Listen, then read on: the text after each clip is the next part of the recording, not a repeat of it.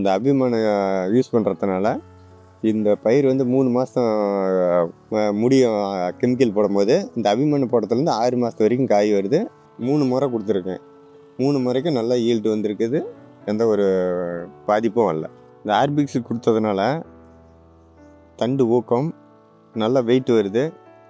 கிழங்கு பிரிஞ்சதுனால இன்னும் மகசூல் நல்லா தருது.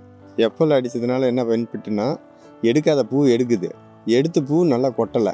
ஆனால் கொட்டாத காய் வந்தாலும் அது ஒரு டிஃப்ரெண்ட்டாக கலராக நல்லா இருக்குது. கனவரிசி உழவர் சந்தையில் காய்கறி போட்டிருக்கேன். இந்த கெமிக்கல்லேருந்து இதுக்கு வந்ததுனால 200 கிலோ அறுத்துட்டு இருந்தேன். இதில் வந்து 280 கிலோவாக சேர்ந்து வருது. நல்ல மகசூல் வர்றதுனால வியாபாரமும் நல்லா ஆகுது. கலர் நல்லா இருக்குது. என் பேர் சேட்டுங்க. இது குடும்பப்பட்டி ஏரியா. சுற்றியும் ஃபாரஸ்ட்டு.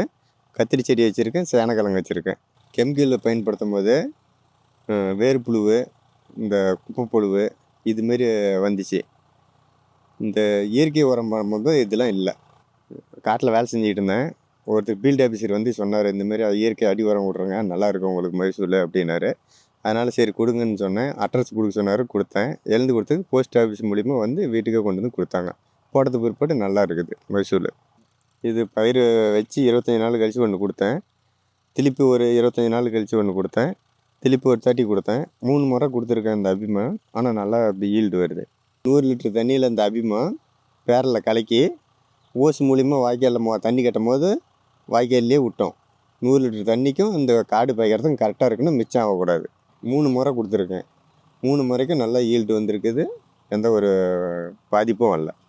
கீழே வந்து நல்லா வளர்ச்சி வேர் இறங்குது. நல்லா கலக்கழிச்சு நல்லா நிறையா காய் மகசூல் தருது.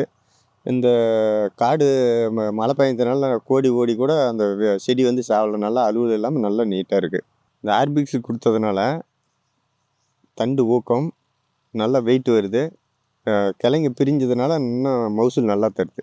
வெயிட் அதிகமாக வருது. இது கெமிக்கலில் கம்மியாக தான் வந்துச்சு. இதில் வெயிட் அதிகமாக வருது. ஆனால் இதில் அந்த கெமிக்கலில் வந்து காய் கம்மியாக வந்துச்சு. இதில் அதிகமாக வருது மகசூல். எஃப்எல் 777 5 நாளைக்கு ஒரு டைம் அடிக்கிறேன். 10 லிட்டர் தண்ணிக்கு 200 ml. ஒரு டைம் அடிச்சேனாக்கா திருப்பி 5 நாள் கழிச்சு தான் அடிப்பேன். ஆனால் கலர் நல்லா இருக்குது, மகசூல் நல்லா தருது. எஃப்எல் அடித்ததுனால என்ன பெனிஃபிட்னா, எடுக்காத பூ எடுக்குது. எடுத்து பூ நல்லா கொட்டலை. ஆனால் கொட்டாத காய் வந்தாலும் அது ஒரு டிஃப்ரெண்ட்டாக கலராக நல்லா இருக்குது. பாதிக்கு பாதி சரி பார்க்கமாக அதில் காயே வராது. பூவெல்லாம் இறங்கி போயிடும். இதில் நல்லா அப்படியே இருக்குது. பூத்த பூ அப்படியே இருக்குது. பூக்காத 1, 2 பூ கூட நல்லா பூத்து கொட்டாத நல்லா இருக்குது. இந்த அபிமான யூஸ் பண்ணுறதுனால இந்த பயிர் வந்து 3 மாதம் முடியும். கெமிக்கல் போடும்போது இந்த அபிமான போடுறதுலேருந்து 6 மாதத்து வரைக்கும் காய் வருது. கனவரிசி உழவர் சந்தையில் காய்கறி போட்டிருக்கேன். இந்த கெமிக்கல்லேருந்து இதுக்கு வந்ததுனால 200 கிலோ அறுத்துட்டு இருந்தேன். இதில் வந்து 280 கிலோவாக சேர்ந்து வருது. நல்ல மகசூல் வர்றதுனால வியாபாரமும் நல்லா ஆகுது. கலர் நல்லா இருக்குது.